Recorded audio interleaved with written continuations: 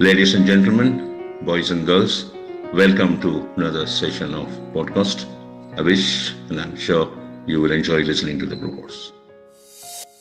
What is short-term memory? How do we define what is short-term memory and what is long-term memory? We've heard these concepts so often. Okay, that last time we spoke about basically is what's memory of the brain all about. Right. So now you want to know what is short-term and long-term memory. And last time itself I explained to you that, learning skills, or swimming or driving a motor car or, driving a bicycle or handling a machine, how to handle a mixie, how to light a stove, all these things when you learn, they stay forever. Right. Do we call them as long-term memory, which is directly related to skills? I think it's so embedded in you that you don't need to recollect. It's like tying your shoelace. It just happens. But then it has to be somewhere, no? It has to be somewhere, yes. Information. Are you not going to call that as a memory? Yes, I guess. If you want to get only stuck with the memory, what you're looking at by studying a book. Information. A book which holds 1,500 pages on a particular subject. Say you read a book of a research methodology. The topic of the book is, Buddhism and psychoanalysis. It's a research methodology book. It runs into 1,200 pages. You have read the whole book, 1,200 pages. You want to remember the whole thing? Straight question. You want to remember page after page? Definitely not. Maybe just the concept. No, whether you like it or not, the brain doesn't want it. Okay. Simple. Because you are a part of a curriculum where you were asked to read this research methodology, this book. So, to evolve in that curriculum, to get your degree or whatever it is, you have been asked to do this, instructed to do this, so you do it. But you are not interested. But you read it and you don't remember it. Is that you want to call it as a short-term memory? See, the modern science always starts splitting things. Now I will tell you. When you buy the first car, you have a registration number that you will remember. 68, 69 was my first car. Okay? You will remember. Maybe after 30 years when you have changed to 8, 9 cars, suddenly what was the first car number you had? I said, wait, I will remember it. I think it starts with 6 or something. I'm not sure, but I kept it in my diary. Okay? Because at that point of time, 30 years ago, for 10 years, that was a memory in your brain. That's what you think. After that, when you change over car to car to car to car to car, the 10th car when you hold, that has become irrelevant to the brain. So the brain doesn't remember it.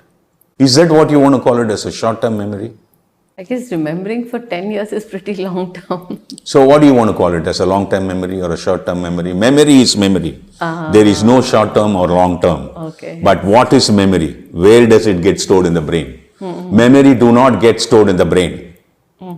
That's the truth. Right. Then where is the memory? Memory is stored outside you. Your brain is only a RAM. Right. Or RAM which connects that. Interface. Yeah. There's one guy who have come very close to it now. Mr. David Eagleman, who's a scientist who has done a lot of research about the human brain. He calls this as Akashic memory. He calls it as? Akashic memory. Akashic. Okay. Now, Albert Einstein was born in 1879. He died in the year 1955. You know that he was born in Germany, Right. And he was one of the greatest scientists in the world. Right. Right? And see that number of years he lived, he contributed huge amount of stuff to the modern science, and there are many things work based on his principles, what he has delivered, right? Yeah. So this 1879 to 1955, the memory that he has accumulated right, in his brain, you mean to say that brain is burnt or buried or whatever. But the memory is there still outside. If this earth is going to live for another 10 crore years, Albert Einstein memory will be there. That memory is available. Yeah. If you can connect your RAM to his memory, you can read his memory. Right. So memory is not a part of the brain of what you have learned through your education. But brain has its own memory. That's why I explained to you last time. The cells know what it has to do. Because they are subjected. Do you know how your brain works? You don't know. You don't. But they're all working actively. All 86 billion guys inside are working actively. Otherwise, you're gone. You're finished. You're not going to stay within the normal purview. Suddenly, you cannot turn around and say, I have forgotten how to drink water. Right? Yeah. Will that happen to you? I want to know an answer from you. No, definitely not. Suddenly you cannot turn around and say, I don't know how to sleep. Suddenly you cannot turn around and say, I don't know how to read. But that also happens, right? Right. When you meet with an accident, there's some impact takes place and then you tend to forget everything. You won't even remember your name. You have seen that, right? Right. So what happens there? But still the involuntary functions still continue. No, where is your long-term memory and short-term memory there? So the RAM has failed to connect. Right? Yeah. There is, I'm just explaining you. So what happens when we do in the section of electronic computerized systems? We bring in a character called binary, right? You know what is a binary? Yeah. 0 and 1. Ones and zeros, yeah. So a 26 binary will form a character of A. It's something like that. Yeah. You know, your 1,000 bytes make a kilobyte, 1,000 kilobyte make a megabyte and all that stuff. Okay.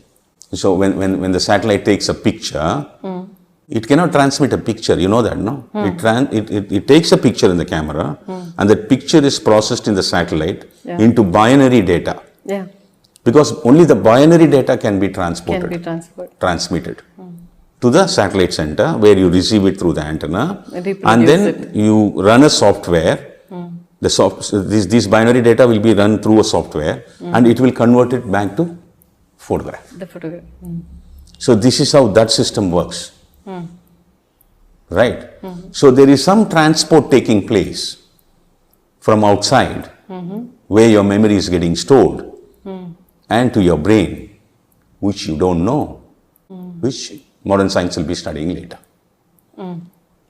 But which I think our ancients were pretty clear about, that the memory or the mind is not within the body. It's not contained in the body. It's outside the body. No, again, you have to understand very clearly what is that you want to emphasize on that word memory. Brain and the body and the entire 10 trillion cells of your body, including your 86 billion neuron which is working in the brain, is full of memory of what your system is supposed to function. The memory which we are talking here at the moment with connection to the brain is the memory of what we learned in the schools and colleges and all those things. Yeah. That is the smallest part of the memory of this body. Very, very small. We think that dominates never. It's very, very small.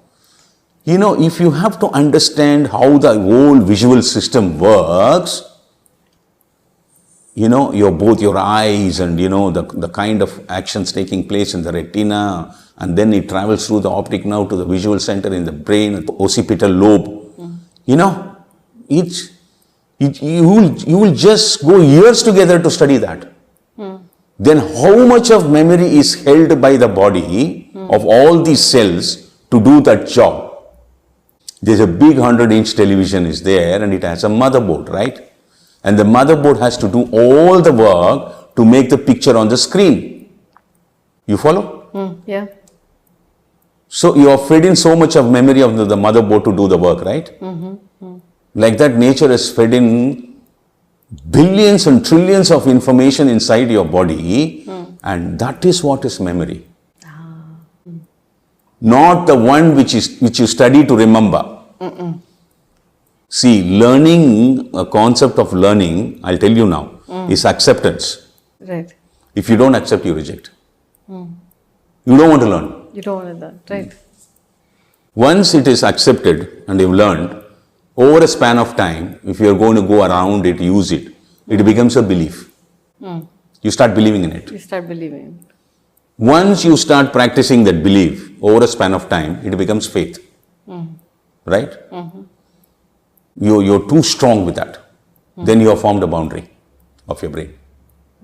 Anything against that faith, you will straight away reject it. Revolt it, yeah.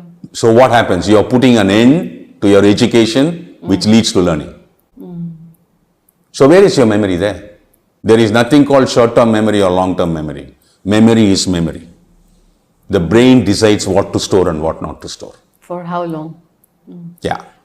It has its own processing unit, which it knows what to store and what. It knows what to connect and what not to connect. It doesn't care. So is emotion related to how long or how... Emotions destroy your memory. Okay. The more of emotional turbulences in the brain, which disturbs the functions of your brain in order to produce certain chemicals which acts as a RAM. You reduce.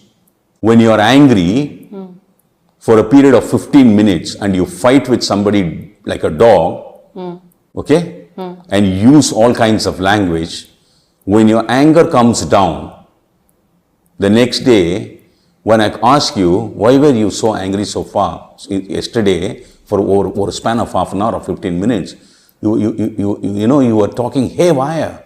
He said, did I? You will ask. Do you know the language you have used? No, I don't remember anything. I know I was angry. I was going on screaming, but I did not even know what I was talking. So nothing get registered, right? True. So what happens when we are intoxicated, when we drink beyond certain level and get sozzled? You don't remember anything what has happened. Yeah. I knew, when I had the sixth peg, I knew that I asked for some water. Then after that, I did not know how much I drank, how did I come home, who brought me home, who put me on the bed. I don't know anything. You're going to call this as a responsible act of a brain? No, what has happened is being stored. The brain has no link at all.